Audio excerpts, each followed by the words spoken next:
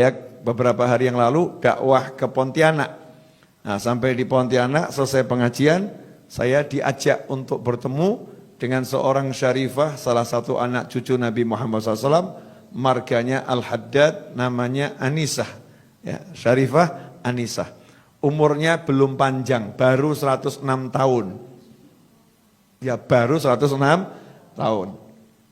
Kemudian wajahnya enggak tampak lelah, baru beberapa puluh tahun tidak bisa tidur malam. Jadi bahasanya tuh halus, saya kalau malam tidak bisa tidur. Mirip sama ibu-ibu kalau lagi nggak bisa tidur gitu ya. Udah 5 hari saya nggak bisa tidur. Tapi ngapain? Nonton sinetron, ya baca komik, lihat tayangan-tayangan yang ada di media sosial. Sibuk lihat TikTok, IG dan lain sebagainya. Kenapa nggak bisa tidur, cari tidur? Kalau Syarifah Anisah ini lain, sekian puluh tahun nggak bisa tidur, itu kalau dari jam 9 sampai kurang lebih jam 1, itu zikir. Jam 1 sampai subuh, sholat. Mirip ya. Setelah itu habis subuh, matahari terbit, tidur. Ya, jam berapa bangunnya? Kalau kita balas dendam, jam 2, jam 1 baru bangun. Syarifah Anisah enggak, jam 9 sudah bangun. Ngapain? Sholat duha. Tidur lagi kapan? Yaitu nanti habis subuh. Nah, apa yang dilakukan oleh beliau? Beliau kumpulkan biji-bijian, ditaruh di satu tempat yang besar, sebesar rebana ini. Itu biji-bijian dari kelengkeng, dari duku ya, dikumpulkan. Nah, kemudian diambil 2 wadah, yang satu isi biji-bijian, yang satu kosong. Jam 9 itu duduk nyantai, duduk atahiyat akhir di sejadahnya. Jadi di sajadahnya, saya buktikan saya duduk sama beliau 1,5 jam, posisi kakinya enggak berubah. Sementara kita yang muda-muda sudah ganti-ganti. Ya, sudah ganti-ganti. Ini beliaunya masih atahiyat akhir santai gitu ya. Kemudian yang dibaca apa zikirnya? 1 istiqomah, surat Al-Ikhlas. Bismillahirrahmanirrahim, qul huwallahu ahad, sampai selesai, kemudian ditaruh di tempat yang kosong. Terus begitu, sampai pindah semua. Ya, sampai pindah semua. Besoknya gantian, yang sini dipindah ke sini. Sehingga beliau enggak pakai tasbih. Ya, enggak pakai tasbih untuk yang zikir malam itu, enggak pakai tasbih, karena tasbihnya kalau mau dibuat seberapa panjang itu. Praktisnya ditaruh tempat, ya tempatnya itu yang jadi tasbih, muter, jadi pindah tempat. Nah, ini namanya tempat berjalan ya, tasbih tempat. Ditanya sama anak-anaknya, yang anaknya jumlahnya 5, cucunya kurang lebih 20-30, cicitnya baru 50. Baru sedikit. Jadi kalau kumpul nggak usah ngundang-ngundang orang, sudah penuh. Ya, kalau diundang makan semua cucu cicitnya ikut, selesai itu. Rame. Nah, ini Syarifah Anisah ini ditanya kenapa kok seperti itu. Kata beliau, nanti kalau saya ketentuan Allah datang, saya meninggal dunia, maka saya pengen setelah dikubur nanti biji-bijian ini ditaburkan di atas makam saya biar jadi saksi yang nolong saya. Tapi ini kata saya loh ya, menurut saya, kalau menurut Allah nggak tahu lagi. Masih tawadhu seperti itu. Ya, masih seperti itu. Kemudian sholat malam hanya 10 rakaat. Sesuai dengan jumlah anaknya 5. 2 rakaat untuk 1 anak. Selesai 2 rakaat, dia doakan anaknya yang 1, ya, beserta cucu dan cicitnya. Disebutkan namanya satu persatu. Selesai, baru 2 rakaat lagi ganti untuk anak berikutnya dan cucu dari anak itu dan cicit dari anak tersebut. Terus begitu sampai 10 anak, selesainya azan subuh. Dan ini udah puluhan tahun. Hasilnya seluruh anak cucunya nurut dan soleh-solihah. Saya lihat sendiri. Semuanya ahli ilmu, suka sama ilmu, suka sama orang soleh. Kenapa? Tiap malam dizikiri, disolati. Sayangnya ini nggak ditiru ibu-ibu, nggak ada yang nyolatin suaminya. Bukan di sholat jenazah, bukan loh ya.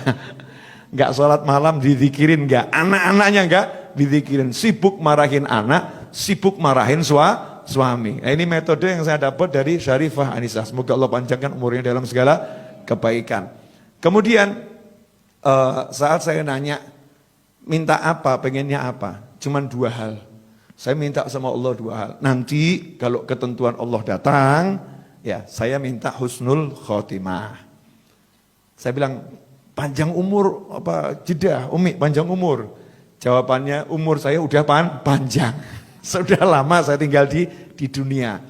Nah, terus minta apa lagi? Keren tuh jawabannya.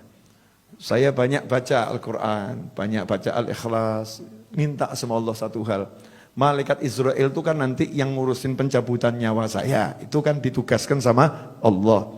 Ya dia ditugaskan sama Allah, tapi dia kan hamba Allah. Saya bilang sama Allah, ya Allah aku minta satu. Nanti kalau Israel datang menjemput aku, dia harus sopan sama aku. Gak boleh sembarang masuk, harus salam dulu sama aku. Masya Allah, keren ya perempuan bener ya. Jangan sembarang masuk, salam dulu. Minta sama Allah malaikatnya disuruh salam dulu, gak sembarang masuk. Ini nunjukkan kalau wanita yang solihah ya, punya sesuatu di sisi Allah Subhanahu wa ta'ala. Karena memang punya persiapan. Jadi udah persiapkan, nanti dikubur ada Al-Ikhlasnya. Ya, ngadepi Israel ada Al-Qurannya. Kalau ada orang meninggal dunia beliau dikabari, ada warga kampung meninggal dunia, 5 hari beliau duduk menghatamkan Al-Quran.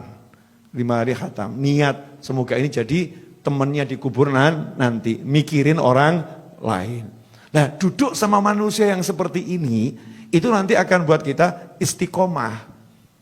Jadi nggak mikir dunia lagi, ngopo ruwet cari fulus, cari duit, ujung-ujungnya mati. Oh ngaji enak, jadi semangat pengen ngaji, jadi semangat pengen zikir.